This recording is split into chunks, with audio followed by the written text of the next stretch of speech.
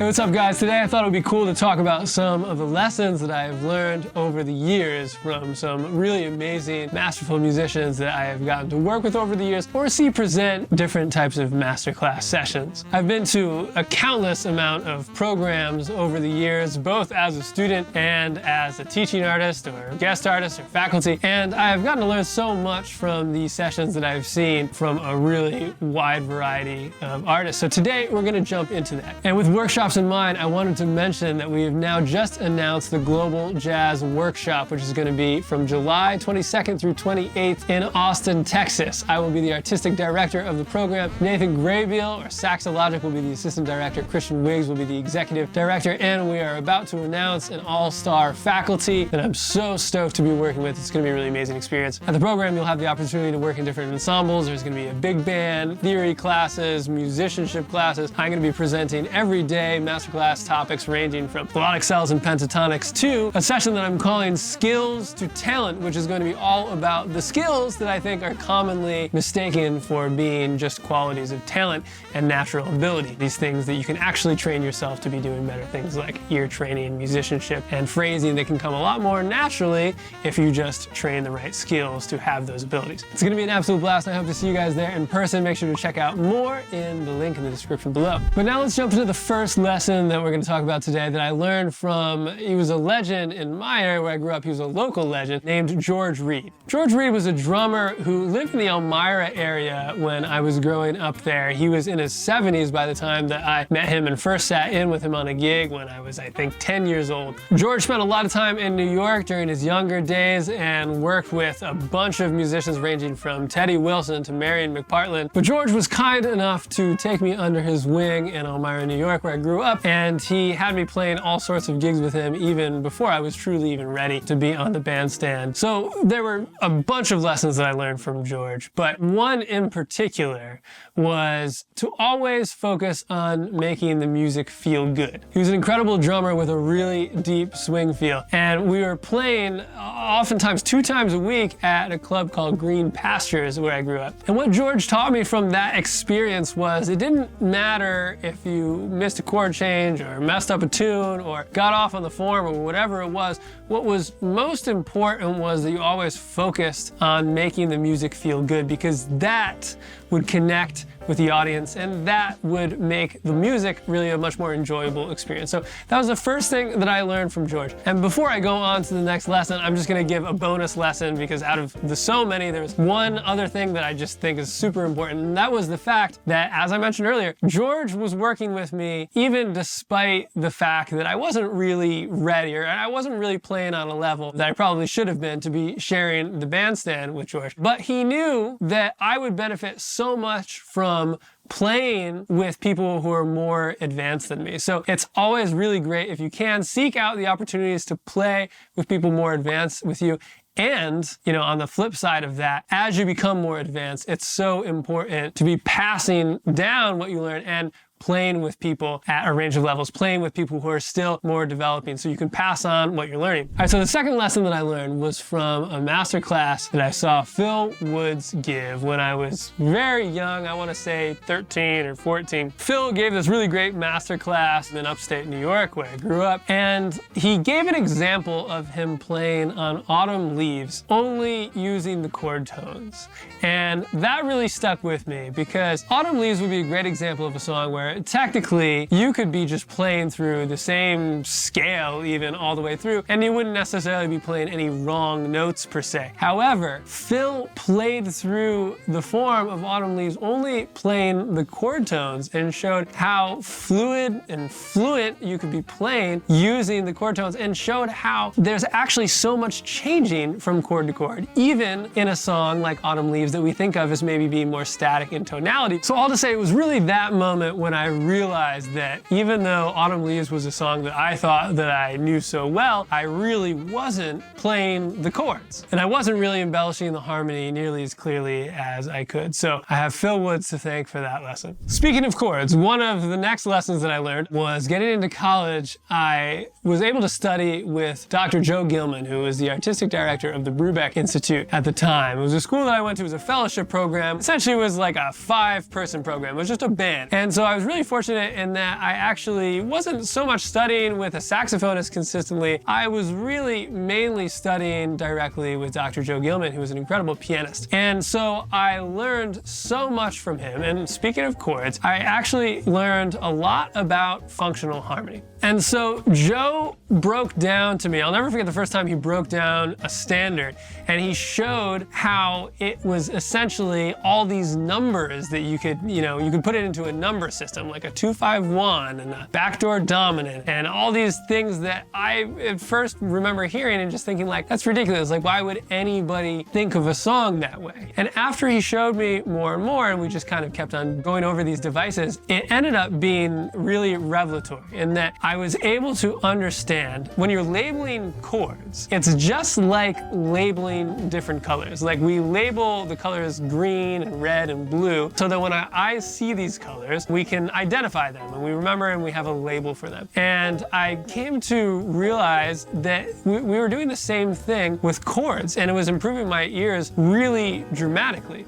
And so I quickly got to the point over the following few years where I started to be able to do something that I didn't think I would ever be able to do. And that was to learn standards essentially instantly. Once you've taken a second to learn the melody, getting through the chord changes for me was always the really difficult part, to be able to memorize them and play them in a way that was really legit. And this process just really was pretty life-changing for me in terms of improving my musicianship. And over the years, I've talked to so many people who do that same approach. A great example would be Chris McBride in a virtual masterclass that we did. He talked about how that's a system that's really great for memorizing tunes. Christian McBride, I still just consider to be one of the greatest jazz musicians to ever live. I've had the opportunity of playing with him just a few times. I can't imagine a more incredible musician. So all to say, hearing that he also thinks a system like that is great to use, I think was very validating, since it is something that I have found myself preaching time and time again. Also, when I was in college, I heard a rumor that Branford Marsalis would only give a lesson to someone who had already memorized 3 Lester Young solos. And at the time, I had never really gotten into Lester Young. And I remember thinking, wow, well, if it's that important to Branford Marsalis, clearly there must be a lot of value in checking out Lester Young more deeply. And once I did, it was one of the most pivotal moments in my development. There's just something really magical about Lester's playing and how you can benefit from spending quality time learning his music and learning his approach to soloing. For me, it was a very big deal to understand that square one, of jazz improvisation was not Charlie Parker. There was a whole generation of swing music, and even before that, if you want to go as early as Sidney Bechet, for example, there was really a lot of music before Charlie Parker that I really needed to study and I really needed to check out. And memorizing some Lester Young solos really took my playing to a new level. And I'm sure all of you are already familiar with Branford Marsalis' work, as you should be, but if you're not, he's just one of my favorite saxophonists. Make sure to check out Random Abstract, Trio GP, his performance playing A Love Supreme. He's just absolutely incredible. Later on, when I was a visiting artist at San Francisco Conservatory, which I did for a few years, I was a professor there, and I was able to work with Branford, and that he came out to do a master class, and I brought that up. And he did essentially confirm that legend did have some validity, and that he has expressed how truly important it is to spend time with Prez, Lester Young, of course. So at another program in college that I was fortunate enough to go to, I got to work with 2 idols of mine. One was Clarence Penn, and one was Joshua Redman. And Clarence Penn I had been a fan of for a long time, incredible drummer who toured with Michael Brecker, as well as everyone from Maria Schneider to Hank Jones. And so I remember asking Clarence at a workshop, how do you establish a unique voice? He, was a drummer, and even though I wasn't a drummer, I could recognize that he had such a unique sound. I hadn't heard anybody else like him. And it was very refreshing to hear that he actually said it can really be a natural process, and the more that you study other players, the more it's going to influence and eventually help you create your own sound. So that was very cool to hear. And Clarence, I also was lucky enough to get to play with and spend some quality time with at that workshop. And a few years later, when I moved to New York, I ended up going on the road with him, and he started using me in his quartet, and I recorded on his album Monk the Lost Files, and it was one of my first really serious touring gigs. I've always been so grateful for that opportunity, and it is something really cool that, you know, if you go to a workshop, you really get to work in close quarters with these really amazing artists, and I'm super grateful that that opportunity was able to come about. So at that same program, I was lucky enough to meet the great Joshua Redman. I'll never forget when I met him for the first time. I think it was the first time I was ever starstruck. When I went to Josh's masterclass, I was like just, you know, hanging on every word. I just wanted to soak up as much as I could. And I remember actually two things from that. One was I was fortunate enough to get up and play with him briefly for a demonstration that he was doing.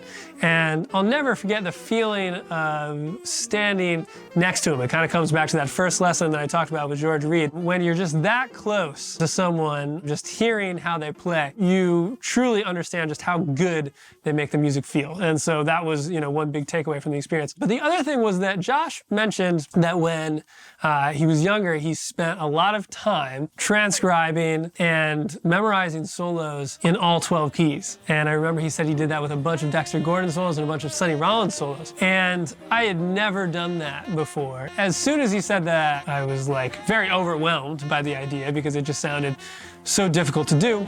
But I knew that I just had to do it. He was one of my greatest idols, and still is to this day. And I knew that I really wanted to spend the time on whatever he considered to have been, you know, beneficial for his development. And so I did.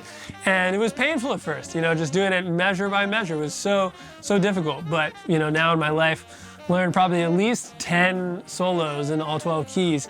And it's been just incredible. But all to say, you know, those first days of first months, years even, but, you know, certainly the first days and months of learning, you know, solos in all 12 keys were very difficult. But I took it one measure at a time, and I just made sure to be patient and disciplined, and that really helped a lot. It's hard to describe in words why it's so beneficial, but I think once you've really memorize something in all 12 keys, it just internalizes on a level that's so deep. It just becomes language that you know and you can speak. And when you do that with a lot of different vocabulary, it really just improves your playing in heaps and bounds. So really grateful for that lesson that I learned, you know, at that masterclass. Another amazing musician that I was super fortunate to work with was Taylor Eigsti, an incredible pianist. If you haven't already checked him out, he's just absolutely amazing. I got to record with him recently, actually, on Chris Botti's new album for Blue Note, and he just sounded phenomenal as always. But Taylor was so cool when he came out as a guest artist to the Brubeck Institute, and that he was really invested in helping us with our playing and thinking in a really creative way to get us playing kind of cool, almost experimental exercises, especially as a band, that I think really improved our playing, you know, individually and as an ensemble. And I thought it was really cool that Taylor, instead of saying general things like, you guys should study this or study that, which is very important, Taylor would more take the approach of having us do these experimental things. So there would be all these different exercises that I still to this day use for any ensemble coaching. So two exercises that I think are great examples of what you can do would be, one is called the Russian Dragon exercise, which is where you rush and you drag.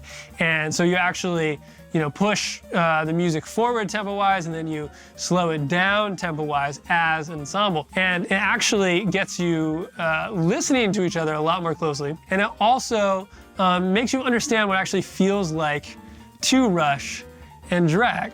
And so you become more aware of, you know, what it feels like to have consistent time when you can differentiate what it feels to actually rush or drag. And another was kind of breaking typical soloistic patterns. So for instance, he would have us do something that might be the opposite of what we would normally do in a solo. Maybe if we would normally kind of play a high note, you know, when we're getting to a climactic point in a solo, he would tell us to go down and play a low note instead. And so he thought in these really cool, creative ways and had all these really awesome exercises that I found to just get me thinking in a much more creative way about improvisation. After going to the Brubeck Institute, I went to the New School briefly when I moved to New York, and I was able to study with Reggie Workman. I was in Reggie Workman's ensemble, and if you don't know already, Reggie Workman played with everyone from John Coltrane to Art Blakey and is still active today. He was really incredible to work with at the New School. And so I'll never forget how Reggie would talk about, his experience playing with John Coltrane,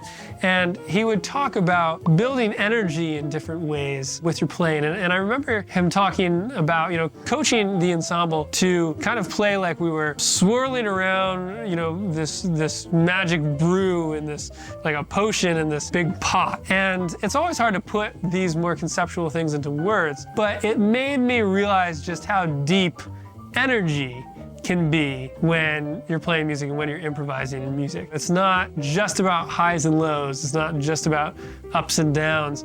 There's kind of this mystical feeling that you can explore that is not binary at all. It's much more complex and deep than that. So although this was much more of a conceptual idea, it really opened me up to listening to music and thinking about music in a different way. All right, and the last lesson that we'll go over today was also perhaps the first lesson that I learned, and it was from my father, who's a retired music teacher. I learned saxophone from my dad, and I will never forget when he put a transcription from a Charlie Parker solo in front of me at the age of, I think, 10, and was optimistic that I could learn it just one measure at a time.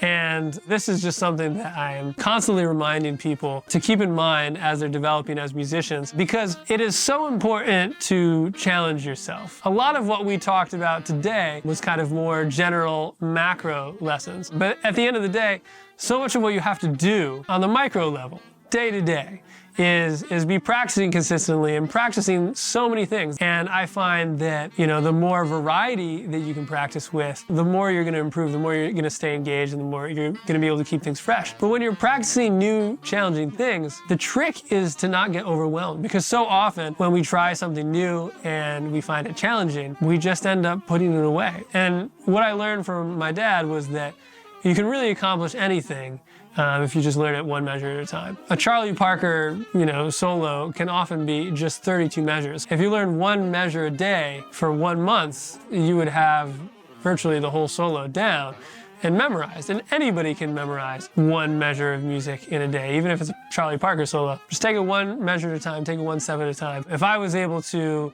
learn a Charlie Parker solo at 10 years old, one measure at a time, I know any of us can do it. So thanks so much for watching today, guys. I hope you learned something. I hope you come away from this inspired in the same way that I've felt inspired by all these lessons that I've learned over the years. And I would love to work with you guys in person. If you want to come through the Global Jazz Workshop this summer, it's going to be a really amazing experience. I can't wait to meet so many of you guys in person that maybe I haven't gotten the opportunity to connect with yet beyond this scope of the internet. And so it's going to be a lot of fun. Make sure to check out the link below if you haven't already, globaljazzworkshop.com. It's going to be an awesome summer, going to be an awesome workshop there, and looking forward to seeing you guys there.